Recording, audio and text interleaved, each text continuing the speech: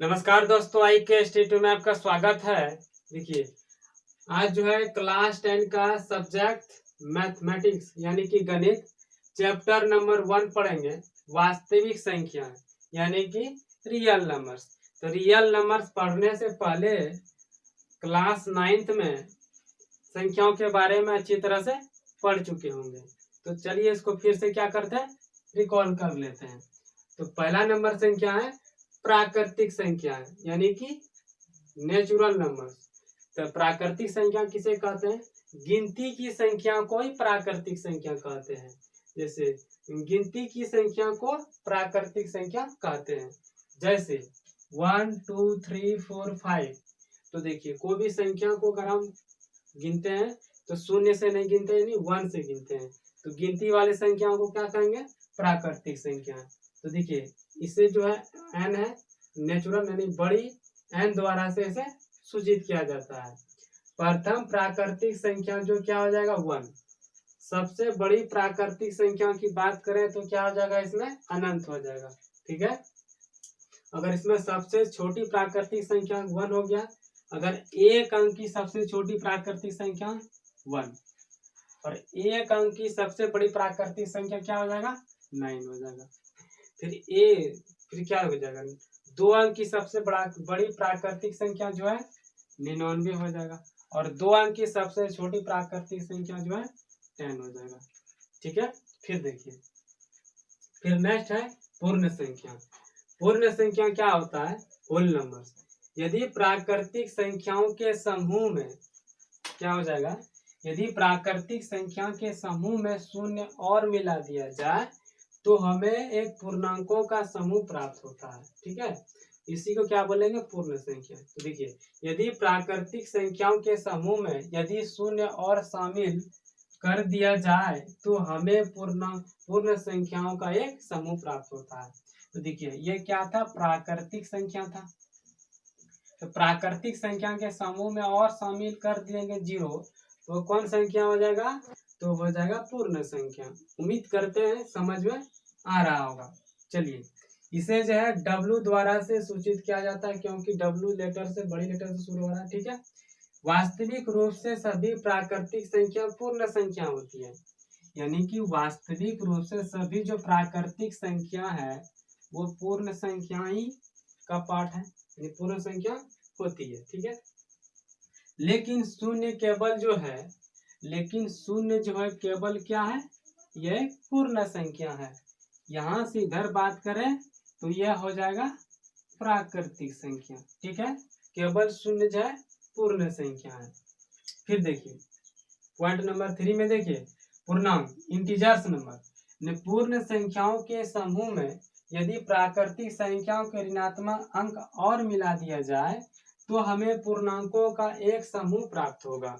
यानी कि अगर हम यहाँ से हो गया पूर्ण संख्या, अगर पूर्ण संख्या के समूह में क्या करेंगे? ऋणात्मक अंक और मिला देंगे या जोड़ देंगे, जो कीजिए, तो ये कौन संख्या प्राप्त हो जाएगा? इसी को क्या बोलेंगे? पूर्णांक, यानी इंटीजर्स नंबर प्राप्त होगा। ठीक है। तो देखिए, इधर बोलते हैं ऋणात्मक पूर्णांक और इधर बोलते हैं धनात्मक पूर्णांक। और ये जो शून्य बच गया, शून्य जो है ना ही ऋणात्मक पूर्णांक है ना ही धनात्मक पूर्णांक है। शून्य कैसा संख्या है? यह एक उदासीन संख्या, या विशेष प्रकार की संख्या है। ठीक है। तो लिखेंगे शून्य ना ही धनात्मक पूर्णांक है और ना ही ऋणात्मक पूर्णांक है। यह एक उदासीन संख्या है। ठीक है। यह एक उदासीन संख्या है। देखिए, प्राकृतिक संख्या और पूर्ण संख्या, प्राकृतिक संख्या, पूर्ण संख्या, पूर्णांक को अच्छी तरह से बेहतरीन ढंग से समझाने के लिए जो है 7 प्रश्न लिए हैं। ठीक है। 7 प्रश्न करते करते जो है आपको वो प्राकृतिक संख्या, पूर्ण संख्या और पूर्णांक संख्या बेहतरीन ढंग से समझ में आ जाएगा। तो चलिए अभी हम देखेंगे 7 प्रश्न। पहला प्रश्न क्या बोल रहा है? सभी पूर्ण संख्या प्राकृतिक संख्या हो सकते हैं। बताइए, सभी पूर्ण संख्या प्राकृतिक संख्या हो सकते हैं? बताइए बताइए क्या होगा इसका।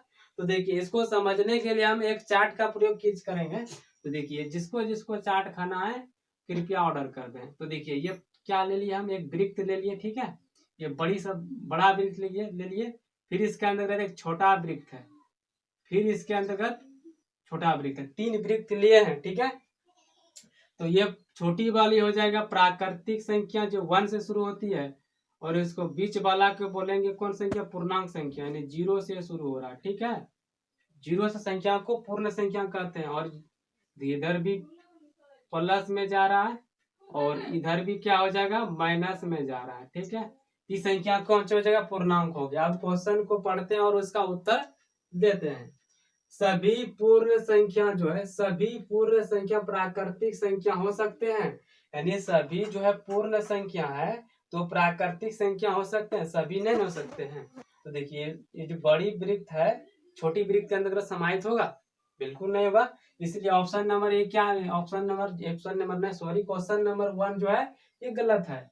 फिर देखते हैं क्वेश्चन नंबर 3 क्या पूछ रहा है। सभी पूर्णांक संख्याएं प्राकृतिक संख्या हो सकती है, यानी जो सभी पूर्णांक संख्याएं जो है ये प्राकृतिक संख्या होगा, नहीं होगा। तो ऑप्शन नंबर ये भी क्या हो जाएगा, गलत दिया गया है, ठीक है। यानी बड़ी वृत्त जो है छोटी वृत्त के अंतर्गत समाहित नहीं होगा, बिल्कुल जो है गलत है।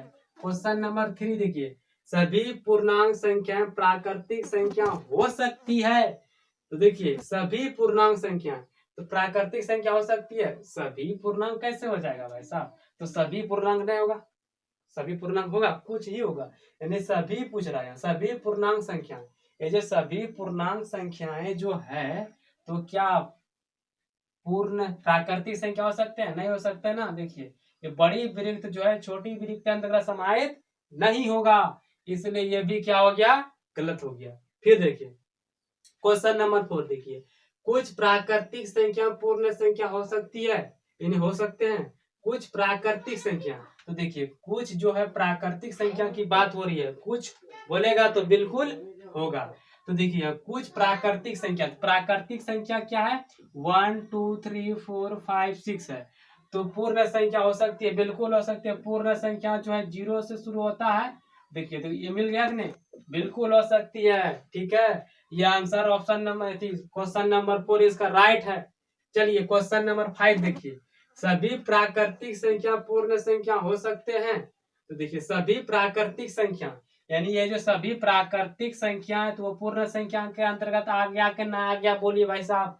ये जो है छोटी, देखिए छोटी बड़ा वाला वृत्त जो है ये बड़ी वृत्त के अंतर्गत आ गया कि नहीं आ गया, तो बिल्कुल आ गया। तो ये भी क्या हो जाएगा, इसका राइट आंसर, यानी क्वेश्चन नंबर 5 सही है। चलिए क्वेश्चन नंबर 6 देते हैं, कुछ प्राकृतिक संख्या पूर्णांक संख्या हो सकते हैं, यानी कुछ की बात करें तो बिल्कुल सही जवाब होगा। यानी कुछ प्राकृतिक संख्या, देखिए कुछ प्राकृतिक संख्या जो है वो पूर्णांक संख्या हो सकता है, तो बिल्कुल हो सकता है। पूर्णांक जो है 1 2 3 चल प्लस में चलता है, ये भी हो सकता है, बिल्कुल हो सकता है, एकदम इसका राइट आंसर है। चलिए क्वेश्चन नंबर 7 देखिए, सभी प्राकृतिक संख्या जो है पूर्ण संख्या हो सकते हैं। देखिए देखिए देखिए देखिए, सभी प्राकृतिक संख्या, तो सभी प्राकृतिक संख्या की बात बोल रहा है ना, तो सभी प्राकृतिक संख्या पूर्ण संख्या हो सकते हैं, बिल्कुल हो सकते हैं। क्यों, क्योंकि देखिए ये शून्य जो है इधर धनात्मक पूर्णांक हो गया और इधर आप जो है ऋणात्मक पूर्णांक बोलते हैं। तो बोला सभी प्राकृतिक संख्या, तो इसमें मेल ही दे रहा है ना। तो सभी प्राकृतिक संख्या क्या हो सकते हैं, वो पूर्णांक हो सकते हैं, ठीक है। उम्मीद करते हैं ये सब समझ में संख्या आ गया होगा। अब चलिए क्वेश्चन नंबर जो है खत्म हो गया। अब जो है पॉइंट नंबर 4 पर आते हैं। तो पॉइंट नंबर 4 में क्या, परिमेय संख्या है। परिमेय संख्या क्या होता है, वे संख्या जिसे p बटा q के रूप में लिखी जा सके, जहां p और q क्या है, पूर्णांक हो। पूर्णांक आप समझे, जिसे p बटा q के रूप में लिख सकते हैं। तो पूर्णांक संख्या यही है ना, तो इसे हम 1, इसे कुछ नहीं नीचे 1, इसे p बटा q के रूप में तो लिख ही सकते हैं। तो इसको समझते हैं फिर से। देखिए अभी क्या बोले, परिमेय संख्या वे संख्या इसे p बटा q के रूप में लिखी जा सके जहां p और q पूर्णांक है, q शून्य के बराबर नहीं हो तो परिमेय संख्या कहलाता है। यानी q जो है नॉट इक्वल टू 0, यानी q का मान 0 नहीं होना चाहिए, तो आप इसको परिमेय संख्या जो है कह सकते हैं। तो देखिए जैसे बात करें, जैसे हो जाएगा परिमेय संख्या, जितना पूर्णांक है सब परिमेय संख्या है, यानी जितना पूर्णांक पूर्णांक जो है 1 हो जाएगा, 2 हो जाएगा, इधर धनात्मक पूर्णांक चलेगा और इधर आप कह सकते हैं ऋणात्मक पूर्णांक ना, इधर धनात्मक इधर, जितना पूर्णांक है सब परिमेय संख्या है, जितना पूर्णांक है सब परिमेय संख्या है। तो ये हो गया परिमेय संख्या, ठीक है। लेकिन जो है पाई कौन संख्या है, तो पाई अपरिमेय संख्या है। लेकिन इसका 22/7 अगर पूछे पाई का मान होता है तो ये हो जाएगा परिमेय संख्या। क्यों? क्योंकि इसे p/q के रूप में लिख सकते हैं, p का मान 22, q का मान 7। इधर भी p/q के रूप में लिख सकते हैं, कुछ नहीं नीचे 1 कर सकते हैं ना भाई साहब, ये 1 हो गया, ये 5 हो गया, यानी p का मान 5। जितना पूर्णांक है सभी क्या है, सभी परिमेय है, ठीक है। अब देखिए अब क्या देखेंगे, अपरिमेय संख्या को आइए समझते हैं। तो अपरिमेय संख्या क्या हो जाएगा, अपरिमेय संख्या इरेशनल नंबर्स, वैसे संख्या या वह संख्या जिसके p/q, जिसे p/q के रूप में नहीं लिख सकते हैं उसे क्या कहेंगे, अपरिमेय संख्या। जैसे पाई क्या लिख सकते हैं, बिल्कुल नहीं लिख सकते हैं। जितना जितना रूट के अंतर्गत आएगा वो कौन संख्या हो जाएगा, अपरिमेय संख्या। हाँ लेकिन रूट के अंदर निकल जाएगा, जैसे 4 क्या है, 4 परिमेय संख्या। क्यों, रूट का जब 4 है, रूट इसका रूट क्या हो जाएगा 2 होता है, ठीक है, 4 रूट का 2 हो जाएगा, इसके कुछ नहीं तो 1, ये फिर से p/q के रूप में हम लिख सकते हैं। हम अभी यह पढ़े कि जिसे p/q के रूप में लिख सकते हैं उसे परिमेय संख्या कहेंगे, जिसे p/q के रूप में नहीं लिख सकते उसे अपरिमेय संख्या। जैसे पाई हो गया, 1 हो गया, √1 का मान नहीं निकलेगा, 2 नहीं निकलेगा, 3 नहीं निकलेगा, आदि आदि जितना कहिए। फिर देखिए पॉइंट नंबर 6 देखिए, वास्तविक संख्याएं। वास्तविक संख्या क्या होता है, रियल नंबर परिमेय संख्या और अपरिमेय संख्या के समूह को वास्तविक संख्या कहते हैं। देखिए वास्तविक संख्या होगा, इस समूह में सजा देंगे तो ये परिमेय हो गया और ये अपरिमेय हो गया, तो इस समूह को हम क्या कहेंगे, इस समूह को हम कहेंगे वास्तविक संख्या। अगर वीडियो को ज्यादा से ज्यादा शेयर कीजिए ताकि जो भी बच्चा 10th में अभी गए हैं उसका हेल्पफुल मतलब मदद मिल जाए, ठीक है। आइए आइए फिर देखते हैं वास्तविक संख्याएं। तो वास्तविक संख्या हम किसे कहते हैं, परिमेय तथा अपरिमेय संख्या के समूह को वास्तविक संख्या कहते हैं। तो इसे हम 2 पार्ट में बांट सकते हैं, एक पूर्णांक में हो जाएगा और दूसरा हो जाएगा डेसिमल में, यानी दशमलव में, ठीक है। तो दशमलव में जो है इसे हम 3 भागों में 3 पार्ट में बांट सकते हैं। तो देखिए पहला नंबर क्या बांट सकते हैं, टर्मिनेटिंग डेसिमल। टर्मिनेटिंग डेसिमल मतलब हो गया शांत दशमलव, यानी वो शांत हो गया, अब वो कुछ नहीं करने वाला। फिर हो जाएगा रिपीटिंग डेसिमल, मतलब वही बार बार आएगा, बार बार रिपीटिंग वही आएगा, इसको हम रेकरिंग डेसिमल भी कहते हैं या और शांत आवर्ती दशमलव कहते हैं, ठीक है। फिर हो जाएगा नॉन टर्मिनेटिंग डेसिमल, यानी कि इसको हम कह सकते हैं नॉन रिपीटिंग डेसिमल, मतलब ये बार बार रिपीट नहीं होगा, ठीक है, एक बार आएगा फिर दूसरा आएगा फिर तीसरा आएगा, ये रिपीट नहीं होगा, इसे हम कह सकते हैं अशांत अनावर्ती दशमलव, या इसी को कहते हैं इरेशनल नंबर, आप भी कह सकते हैं, ठीक है। तो देखिए इसका एग्जांपल देखिए क्या हो जाएगा, तो 0.5 क्या है, तो यह टर्मिनेटिंग डेसिमल है। क्यों, क्योंकि शांत दशमलव हो गया। जैसे देखो अगर 0.5 को अगर हम दशमलव उड़ाएंगे तो नीचे 10 आ जाएगा और 2 पॉइंट से 10, 1/2, यानी 1/2 से 2 से भाग किए तो 1 में, तो दशमलव लगाएंगे 0 लग जाएगा, ठीक है, 2.10। तो ये देखिए कट गया तो शांत हो गया, आपको लगेगा, अब बिल्कुल नहीं लगेगा, शांत हो गया, चुपचाप हो गया, इसी को क्या बोलते हैं, टर्मिनेटिंग डेसिमल, ठीक है। फिर देखिए रिपीटिंग डेसिमल या आप इसे रेकरिंग डेसिमल भी कहते हैं। तो अशांत आवर्ती दशमलव, यानी कि फिर वही क्या होगा, बार बार रिपीट होगा, ठीक है। जैसे देखिए, जैसे हम एग्जांपल लिए हैं 0.3 रेकड़ी, यहाँ रेकड़ी लगा दिए, अगर रेकड़ी को हटाएंगे तो नाइट में पड़े होंगे तो 1/9 आ जाएगा, ठीक है, और इसको कटाइए तो 3 3 9, 3 1 3 है, यानी 1 बटा क्या निकल गया, 1/3। इसको अगर हम 3 से भाग करेंगे किसमें, 1 में, तो ये हो जाएगा 0 लगेगा, ठीक है। तो ये 3 तिया क्या हो जाएगा 9, फिर क्या हो जाएगा 1, फिर लगाइए, फिर 3 तिया 9, फिर लगाइए, 3 3 इस तरह चलते रहेगा, 3 3 जो है बार बार रिपीट हो रहा है, इसी को क्या कहेंगे तो रेकरिंग लगा देंगे। इसी को यहाँ जो एक संख्या बार बार रिपीट हो गया उसी के ऊपर क्या लगा देते हैं, रेकरिंग लगा देते हैं। इसी को क्या बोलते हैं, रिपीटिंग डेसिमल, यदि बार बार वही संख्या रिपीट हो रही है। फिर देखिए इसको हम इस तरह ले सकते हैं 0.25 सॉरी 0.275 का रेकरिंग, यानी कि ये संख्या बार बार रिपीट हो रही है। फिर देखिए नॉन टर्मेटिंग डेसिमल या इसे इरेशनल संख्या भी कह सकते हैं, ठीक है। तो देखिए अशांत अनावर्ती, तो पाई का मान होता है 3.14, तो ये देखिए डैश डैश चलते रहा, यानी कि ये संख्या रिपीट नहीं है, ठीक है। फिर √2 का मान देखिए, √3 का मान देखिए, तो ये सब क्या है, रिपीट नहीं है। देखिए रिपीट है नहीं है, तो इसी को क्या बोलते हैं, अशांत अनावर्ती दशमलव, ठीक है। 9th में अच्छी तरह से इसे पढ़े होंगे। फिर देखिए सम संख्या, सम संख्या क्या होता है, इवन नंबर।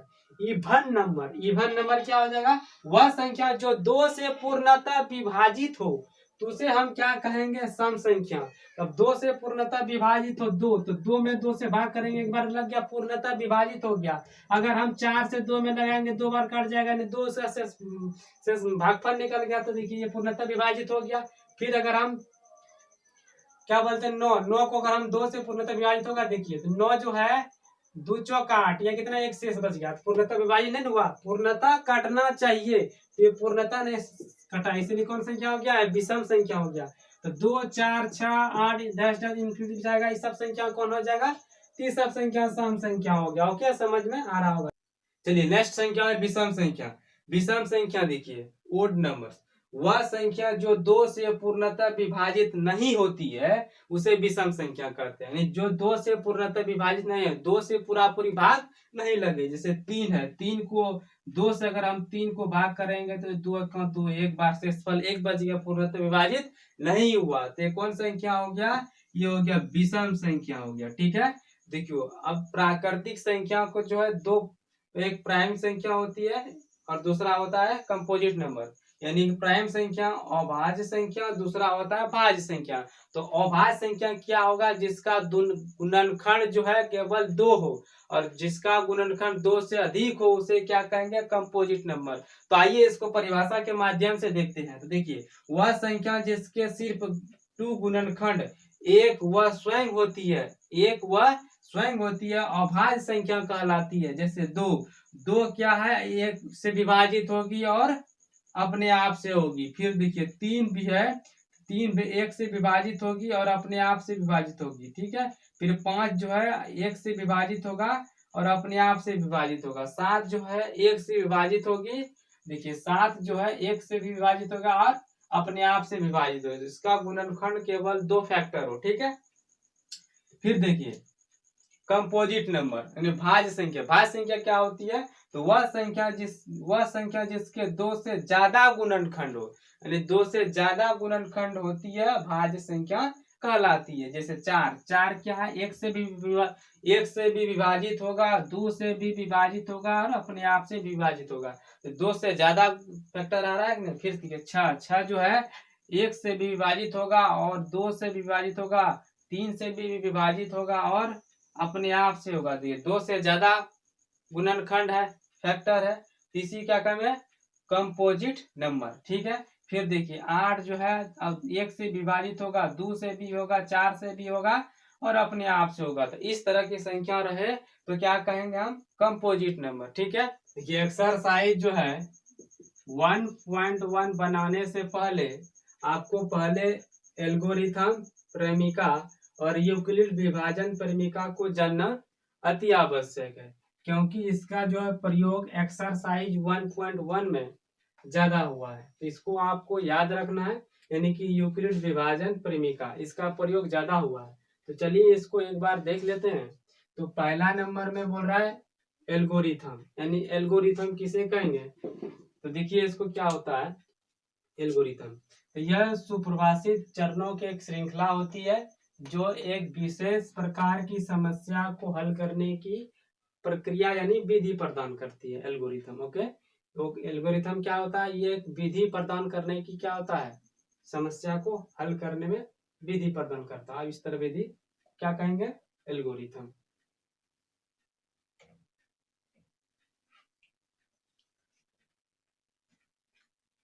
देखिए एक्सरसाइज जो है 1.1 बनाने से पहले, यानी एक्सरसाइज 1.1 बनाने से पहले जो है आपको एल्गोरिथम प्रेमिका और यूक्लिड विभाजन प्रेमिका को जानना अति आवश्यक है। इसलिए पहले इसको क्या करते हैं देख लीजिए। तो इसको एल्गोरिथम किसे कहेंगे, ये एल्गोरिथम होता क्या है, तो यह सुपरवासी चरणों की एक श्रृंखला होती है जो एक विशेष प्रकार की समस्या को हल करने की प्रक्रिया यानी विधि प्रदान करती है। तो एल्गोरिथम समझ में आ गया। एल्गोरिथम क्या होता है, ये विशेष प्रकार की समस्या, कोई भी समस्या को हल करने की क्या करता है, विधि प्रदान करता है। विधि प्रदान करता है तो उसे क्या बोलेंगे, एल्गोरिथम। फिर देखिए प्रेमिका क्या होता है, लीमा, यह सिद्ध किया हुआ एक कथन होता है। यह सिद्ध किया हुआ क्या होता है, कथन होता है, और इस एक अन्य कथन को सिद्ध करने में प्रयोग करते हैं। इसे अन्य एक कथन को क्या करते हैं, सिद्ध करने में इसको प्रयोग करते हैं। सिद्ध करने में प्रयोग करते हैं उसे क्या कहेंगे, उसी को लीमा कहते हैं। ठीक है। तो देखिए एक्सरसाइज 1.1 में जो है यानी 1.1 में यूक्लिड विभाजन प्रेमिका का प्रयोग ज्यादा हुआ है। ठीक है, इसको आप लोग अच्छी तरह से समझिए। तो यूक्लिड विभाजन प्रेमिका यानी यूक्लिड डिवीजन लेमा, इसके अनुसार एक धनात्मक पूर्णांक ए को किसी अन्य धनात्मक पूर्णांक बी से विभाजित करने पर भागफल q और शेषफल कितना प्राप्त होता है, तो r प्राप्त होता है, तथा शेषफल जो है r या तो शून्य होता है या भाजक b से छोटा होता है। अर्थात 0 जो है less than equal to r और लेस देन b होता है। ठीक है, यानी कि इसका कहने का मतलब यह है, अगर यूक्लिड विभाजन एल्गोरिथम का प्रयोग करेंगे तो a जो है वो b से क्या है, बड़ा है। यानी कि इसको b से हमें क्या करेंगे, a में भाग करेंगे तो कितना बार में जाएगा, ये जाएगा q, ये जाएगा r बार में। ठीक है, और यहाँ q बार में जाएगा, शेषफल कितना बचेगा, r।